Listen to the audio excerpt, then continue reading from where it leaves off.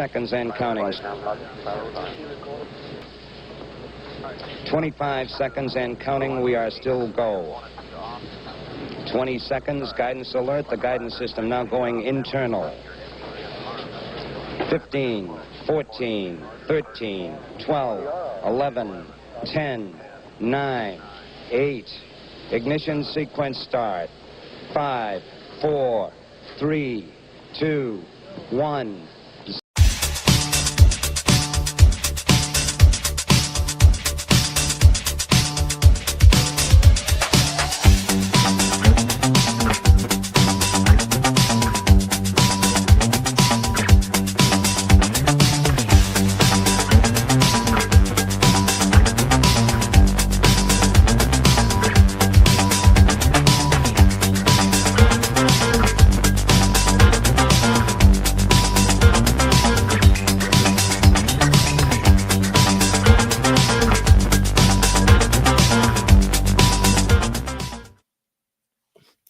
Good afternoon to viewers in the Western Hemisphere. We do have audio. Lovely, fantastic. Hey, it turns out we have audio this time. Sorry, we've been running into some difficulties with audio lately, but fortunately we have it straight out of the gate this time. Very happy to hear it. Welcome to the Angry Astronaut. As I said, good afternoon to viewers in the Western Hemisphere. Good evening to viewers in Europe and Africa. Good very early morning to viewers in the Pacific Rim. Thanks very much. Really appreciate you folks being here. So let's go ahead. First of all, let's go ahead and check in. I have a feeling we probably don't have a massive crowd compared to the crowd we usually have for the symposium. It's sort of a niche subject with my viewers, but nevertheless, we definitely have folks who are very interested in this, and we're going to bring all that to. So we got 56 in the horizontal format, 14 in the vertical in the shorts. So welcome to everybody here. We got 4 Marks UK checking in. Hello, John. Hope you're doing well today. Let's see. Where's everybody else checking in from? Robert, thank you so much for your support right out of the gate, as always. Robert, Mr. Airborne. Always a longtime supporter of this channel. Really appreciate everything you do for us. What else we have? Northern Ireland and hello, Yorkshire. Thank you very much for being here. Thank you very much for participating in our live stream today. Who else do we got here? European food making him healthy. Well, actually, no, I've been away from European food for a few weeks. I am in Colorado Springs, Colorado currently, and will be here for a few more weeks, actually, off and on, because I will be traveling to a couple of places. I've collected almost enough. I mean, as far as I'm concerned, it's enough in order to go to Washington, D.C., to go to the National Archives. And that's all because of you folks. If somebody still wants to contribute on, PayPal, Patreon, I'm not going to turn you down because I could definitely use it. But at the same time, as far as I'm concerned, I've achieved enough of my goal to go. So we're going to be checking out some CIA archives as a result of that. Hello, Newcastle and Peter Quinn. Really appreciate you being here. And hello to our producer in West Yorkshire and Somerset, UK. John, thank you so much for the tenor. Really appreciate that. And a tenor, by the way, is worth a lot more money now than it was. The US dollar losing a lot of strength against the British pound over the course of the last week or so. So pounds are definitely worth a lot to me right now. Hello, North Greenwich. Thank you very much for checking in with us today. So what the purpose of this video is to kind of take your hello, Frederick, hope you're doing well. So is to take some of your questions and also to fill you in on some of the things that happened at Space Symposium. As I've mentioned a number of times, I do my best to attend Space Symposium every year. It's something that a lot of journalists don't get an opportunity to do. You have to provide justification. You have to show how much of a following you have. I mean, obviously, if you're one of the big wigs, and that's what most of the journalists who go to this thing are, they're from the big aviation trade magazines. They're from the NBCs, the CNNs of the world, that sort of thing. To my knowledge, once again, I was the only YouTuber who was granted a press pass at Space Symposium. It costs thousands of dollars to attend this thing, but as a journalist, I get to go for free. And so, as you can imagine, there are a lot of YouTubers who would also like to go for free, but not all of them get approved. And once again, for some reason, Space Symposium allowed me to be the only YouTuber, to my knowledge, who got to go. Certainly didn't. Hello, Dublin. Thanks for being here today. So, some of the more exciting things for those of you who saw the tour that I did, the live tour of the symposium, were all of the lunar rovers. And in some ways, I think that emphasized the importance, that NASA continues to play in the private spaceflight arena, even if NASA's time of leading the way may not be there as much as it once did. Hello, Nottinghamshire. Thanks for checking in today. Even though that may not be there the way that it used to be, it's NASA is still absolutely vital to the success or failure of a lot of these companies, because we have three competing lunar rover designs, and nobody needs a rover on the moon except NASA. And so NASA is awarding millions and millions of dollars, not only for the initial development of the rover, but also a big cash grand prize to whoever secures the contract. And so you have Astrolab. In my opinion, they have the best design for a lunar rover. You also have Intuitive Machines, and of course, they've struggled lately with one partial success, partial failure of their first lunar lander, and then a complete failure with the second lunar lander. Their stock took a big hit when that happened, but they also have a really good design for a lunar rover, and if they win, then if they win that bidding war, or then they're going to be in a much better situation. If they lose, they'll fold, quite possibly. Also, Astrobotic, for those of you who remember that company,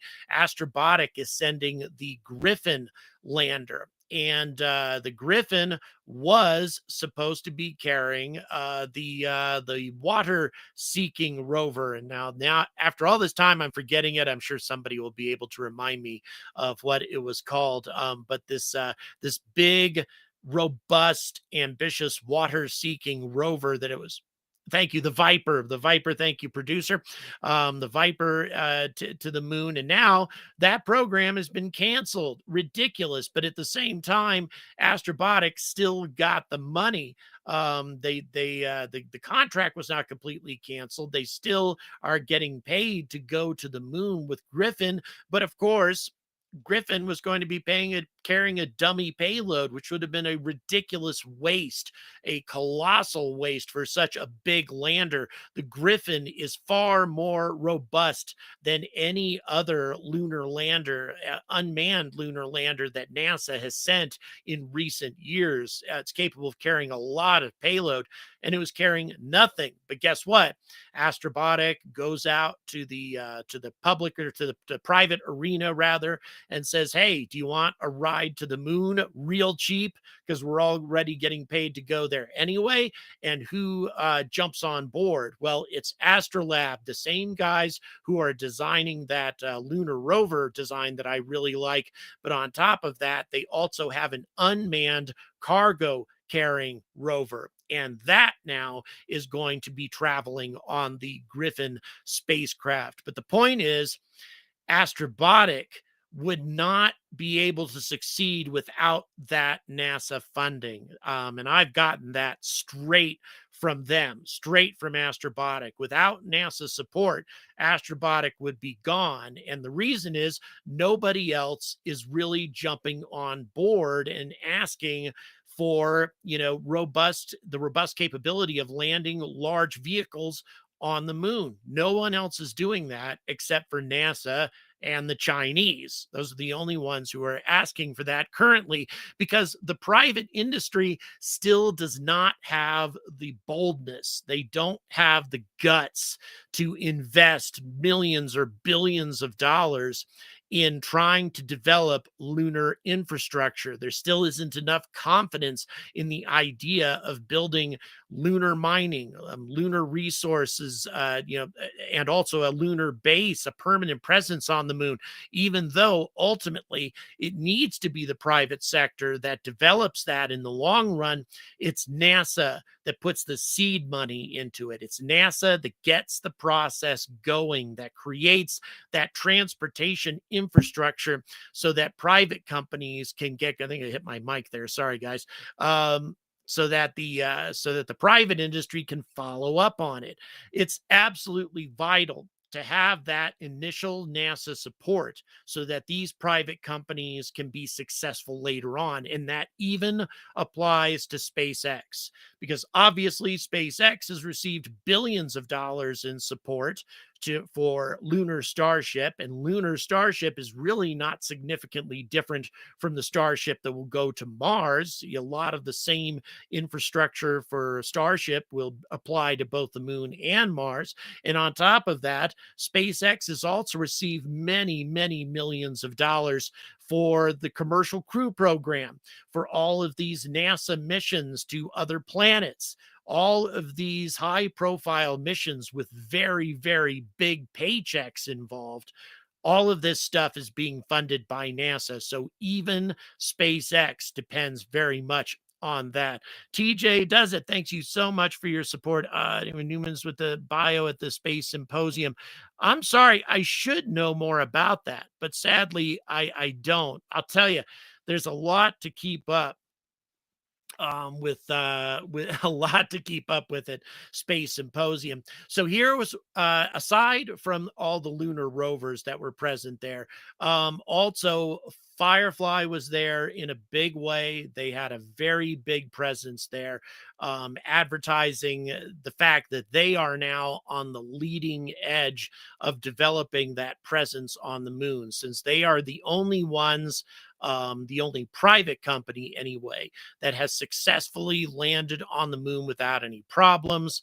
With the Blue Ghost mission, they're now on the leading edge. So their presence there was quite significant. In addition to that, you also, of course, had VAST. VAST is, they're making themselves a huge presence at every space-related event. They want people to know what they're doing, and the reason is they were not originally selected by NASA in order to provide that replacement for the International Space Station. They did not get a big contract from NASA compared to some of these other outfits, and yet at the same time, it appears that VAST is well positioned to be the first company to put up the first private space station. It seems very likely that they will be able to make that deployment either this year or next. And then their mock-up, the mock-up that they had of their first space station, Haven 1, and also Haven 2. Haven 2 is the one that they had on display. All very intriguing and interesting stuff from them. So we have lunar rovers, we have space stations, we have lunar landers from Firefly. What we did not have as much, and this was very disappointing because it was in sharp contrast to IAC in Milan, was an international presence. There was not nearly as many nations represented, not nearly as many international companies that are based somewhere besides the United States. There were definitely some. For example, the Cornwall Space Cluster and everything associated with them, they were heavily represented. Goonhilly Earth Station and Space Forge, Spaceport Cornwall, of course, all those guys, they were heavily represented at the event. And there were representatives from other space agencies from around the world, but overall, not much. And the reason there wasn't a whole lot there is because of all the unpleasantness that's been going on at the border. There's no, regardless of whether you think it's a good idea or not, it is creating an environment that a lot of people were uncomfortable with. There are a lot of representatives from international companies that did not feel comfortable in confronting U.S. customs right now. They were concerned that they would be turned away at the border for one reason or another, as a number of British citizens, for example, have been turned away. So whether or not that was a justified concern, I mean, there are actual travel advisories out with a number of countries saying, don't go to the United States unless you absolutely have to. And here's why. Yeah, for example, Great Britain right now, as my producer just reminded me, Great Britain has a travel advisory for the United States. So, regardless of whether you think it's a good idea or not, I have no solid opinion on it. The fact of the matter is it has created a pretty uncomfortable and unfortunate situation for international companies that were seeking that would have ordinarily have been there. Yes, on the other side of the equation, this is something, and by the way, anybody who's watched the episode that I just released today, I had one Japanese company represented and also a British company called Space Forge represented, who, by the way, they have a facility in the United States as well. Instead of an American space company expanding to Britain, it's a British space company expanding to the United States. Pretty exciting stuff. And as a result, what I found to be very intriguing is the fact that they also said that there is a big opportunity for sovereign British space flight now that didn't exist a couple of years ago. Europe has come to realize that they need, and I think this is something actually that Trump has been demanding, to be honest.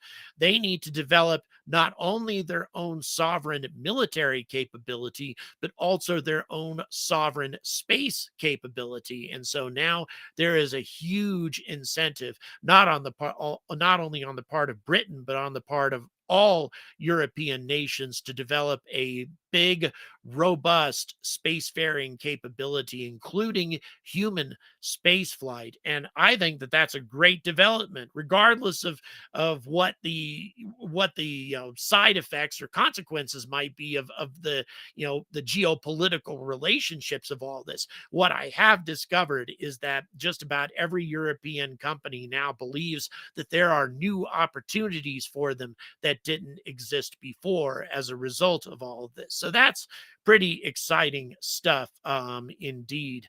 Yes. Oh, by the way, quick reminder, guys, if you haven't been over to the transporter room, please go over there. Top notch Star Trek channel. If you they've sponsored a couple of my videos, for one thing.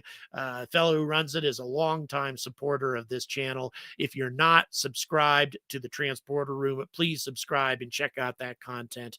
Great stuff indeed. BJ, thank you so much. Really appreciate your support. And yes, I myself am glad to be in Britain, not necessarily because I don't like the United States, but rather because it's a very warm and welcoming community. I've really had a great time living there. And just the whole European experience has just been an interesting change for me.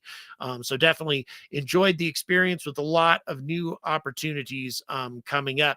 On top of that, of course, we had Goonhilly Earth Station. They have expanded their capabilities into the military realm.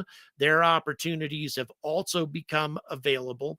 So that's super exciting. By the way, everybody say hello to Marina. Marina R in the chat. She is our Ukrainian supporter who's been supporting this channel for a long time, actually well before the war started. So in any event, we're always glad to see Marina in the chat and knowing that she is well and safe. We're hoping that this little we have something special apparently that our producer has put up. Here we go. There you go. All the best to you, Marina. And thank you very much for being a longtime supporter of this channel, and very happy that you are still safe here.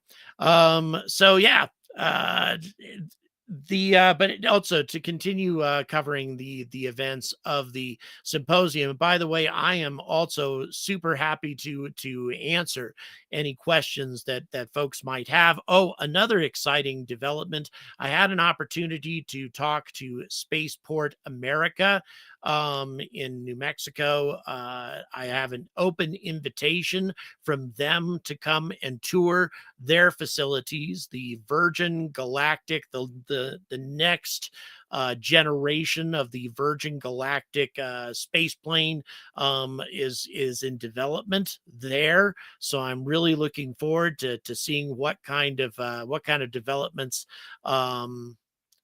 they're coming up with. So that's very exciting. Oh, for those of you, once again, for JWST, even though this live stream was supposed to be mostly about space flight, James Webb, for those of you who don't know, found further confirmation of what appears to be chemicals that only exist as a result of biological processes on a planet called a Hycean world, about 100 or so light years away from here. I don't have all the details in front of me, but I just released a video on the topic. There is, of course, a controversy surrounding it, a controversy in terms of whether or not the chemicals were actually detected.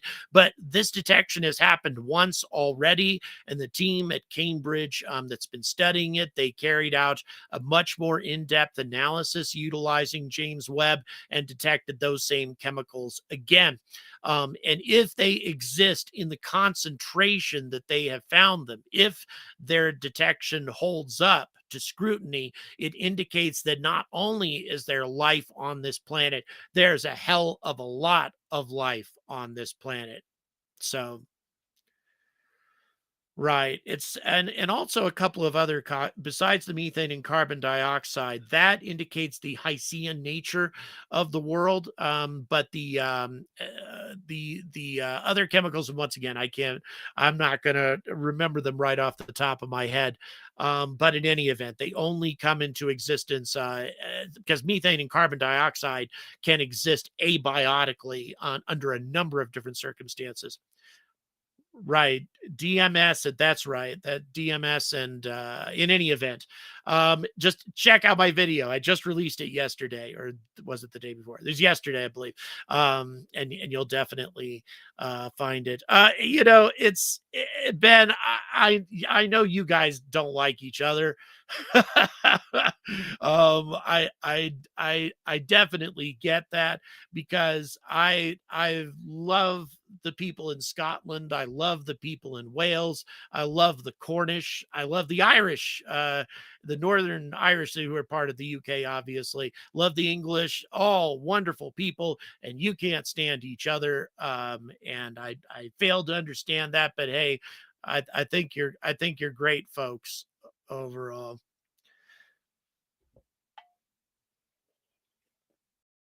So I think you just guys are just great folks. That's all I have to say in that regard. Very, very easy to get along with vast majority of you. Anyway, so yes, definitely a fascinating discovery. Oh, by the way, real quick on the side, if you have not tried orange cream Coca-Cola, you are seriously missing out. Man, this stuff is good. I guess they're test doing a taste test on it or something. I got a 12 pack. Man, good stuff. Okay, anyway, let's continue. Let's go. Yes, absolutely, producer. I will do my best. So in terms once again, back to the symposium, if we can get back onto that topic, that was, something that I definitely noticed. On the other side of the equation, though, in terms of the military representation that was there, there's definitely a lot of collaboration that still exists between the US military and all of NATO, in spite of whatever conflict there may exist in the political arena. The militaries of those countries seem to want to stay on a in a close and collaborative type of relationship in the face of potential threats. None of that seems to have changed. At least that's what the representatives of a variety of different militaries had to tell me at the symposium. By the way, in terms of upcoming stuff, oh, let me talk real quick about the Japanese company. And bear with me for just one moment. I'm going to go ahead and because I keep forgetting their name. Give me just one moment here, and I will let you know who they are. It's not Space Habitat, Space Quarters. That's it. Space Quarters out of Japan, out of Tokyo. Very interesting. Then the reason I stumbled across them is the CEO and their head engineer just happened to be sitting at a table for lunch. There was an open seat, and I asked if I could sit with them, and I started to learn about what they were doing, and then I ended up getting an interview and also filming a presentation that they did. I just released that video today. But what I find to be very intriguing about their solution in terms of building large structures in space, that's what they're all about, is building massive space stations or just massive infrastructure. That's the main word that they used, was infrastructure. And in order to build that, the idea of welding large structures in space utilizing robots is what they had in mind in terms of creating those types of structures and that type of infrastructure in low Earth orbit. And they already have the robots. They've already designed and created these robots that can weld in a vacuum environment, this electron beam welding in a vacuum environment. And their plan, of course, is to send it into space in order to test that out. There are other companies that have been pursuing that sort of thing, but none of them are using robots in the same way that they are. These robots are capable of not only doing the welding, but also of fitting the pieces together, fitting the components together of a habitat structure or a space hotel or a huge space antenna like a large radio telescope, that sort of thing.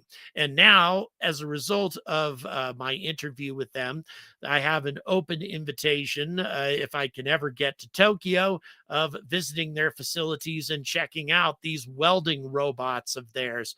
And from the films that I've seen of them, they seem quite fascinating, really intriguing little guys. And I think that that would be a hell of an experience. On top of, of course, the opportunity to perhaps see a JAXA launch in Japan as well. The overall hope that I have by late next year, fingers crossed, is when I go to IAC in Sydney, Australia, I'll be able to stop in Japan on the way. That is what I'm hoping to be able to do. And if I can manage to pull that off, pay a visit to all of the new innovative space companies that are getting going there.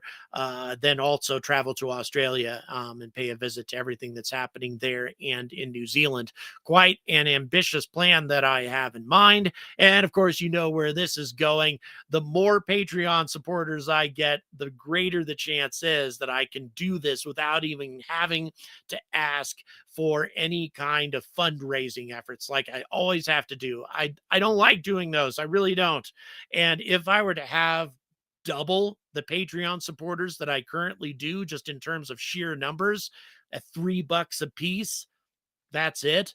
I would be able to do all of these things without having to do a fundraising, any kind of fundraising campaigns. So just keep that in mind, guys.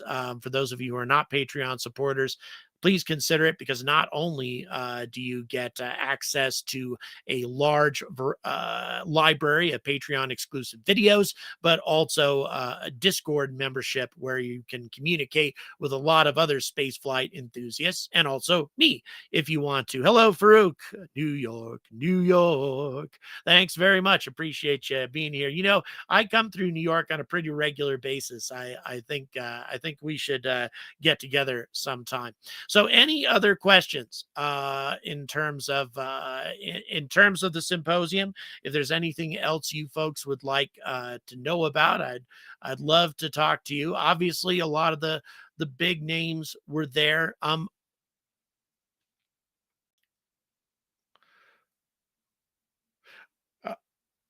Tuxedo, thank you so much for your support. We just got that on the vertical format. The reason I'm angry is two reasons. Number one, NASA doesn't get enough financial support. The amount of support that they get for the very important work that they do, both in terms of science and also developing our presence and human presence in space, they don't get nearly enough money, not nearly as much as they used to get in the 60s. But also, number two, I don't feel that that money is always wisely spent, especially on things like SLS and Boeing Starliner. Paying the old, the old names in Spacefleet, the old boys network of guaranteed contracts, contracts that don't have any fixed prices involved, contracts with ballooning costs and missed deadlines left and right. That's the sort of thing that really makes me angry as well. And then occasionally other things get me angry too sometimes, and that's why I don't hesitate to let my opinion be heard. For example, this recent all-female space flight, so to speak, that recently took place. And look, you know what? If a bunch of female celebrities want to get together and take a 10-minute ride into suborbital space, that's fine. I'm not saying that they shouldn't. What I'm saying is, though, don't try to attach such an overwhelming significance to what they're doing here, because what they did is nothing compared to the female astronauts who came before them. They're not even official astronauts anymore. The FAA did away with the whole civil astronaut wing concept quite some time ago. Now, of course, there's certainly others in the world who would believe that if you've gone past the Kármán line, if you're willing to strap yourself into a rocket and go past the Kármán line, then you're an astronaut. Okay, I get that. But you know what? They could they could have been a bit more humble about it. They could have said, "Hey, thank you very much for calling me an astronaut, but I'm not an astronaut the way Sally Ride was an astronaut, or the way Tereshkova was an astronaut, just not on the same level." Just show a little bit of humility there, instead of trying to attach all this significance to it.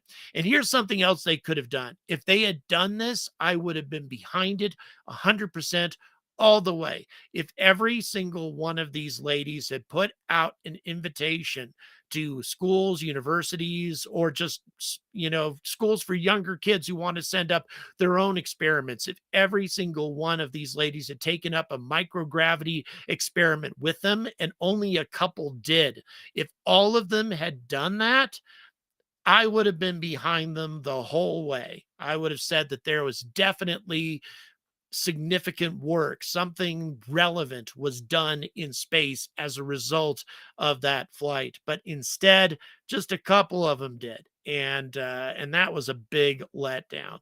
BJ says, I blame Blue Origin for the all women crew history thing. They sponsored it. Blame Bezos. Yeah, I'd say that's a good thing to do. Definitely blame Bezos. He's the one who bankrolled this. He's the one who's behind it. He's the one that could have attached a little bit, put it a little bit more into perspective, attached a little bit more humility to it. So it is events like this that get me angry. But this, and you're right, Sage Pup, totally agree. Spending 10 minutes on an overpriced amusement park ride does not make you an astronaut. Just not remotely the same thing. Perhaps we should come up with something new like space traveler wings or something. Go ahead. Sorry, producer. Yes, Vostok 6 was an all-female crew, of course, because it had one woman and nobody else. And by the way, Tereshkova, for those of you who didn't watch my video, she was locked in that little space coffin for 3 days. Originally, it was only supposed to be for 24 hours. But the mission was going so well. She was so good at being an astronaut, so good at adapting to microgravity and being in those uncomfortable environments that they extended her mission to 3 days. Just a lot of things that she had to do in order to accomplish that mission, flying more time in orbit than all the Mercury astronauts before her combined. As a huge, huge accomplishment. So, how can these ladies begin to compare with that kind of accomplishment? The fact of the matter is they can't. They shouldn't be mentioned in the same sentence. And so what they could have done is just shown a little bit of humility there and just said, "Hey, you know what? Thank you. And it was a great experience and I'd be happy to talk to you about it, but I'm a space tourist, not an astronaut. I'm just not this, just don't measure up." If they had done something like that, I would have been behind them all the way. But sadly, they didn't. They let their egos get the better of them, and that was truly unfortunate. In any event, thank you very much. I really appreciate you folks watching today and your support. And it's thanks to all of you that I managed to make it to Symposium in the first place. I definitely could not have done it. We'll go ahead and have a look at Marina's last comment to wrap us up. They've been there for only 10 minutes. That was enough for them. If they decide to go on a more serious basis to stay longer, do some experiments and not just fun, that would be more interesting. I couldn't agree with you more, Marina. Thanks for watching, everybody. Please don't forget to like and subscribe. Please consider supporting this channel on Patreon and PayPal. And until next time, stay angry about space.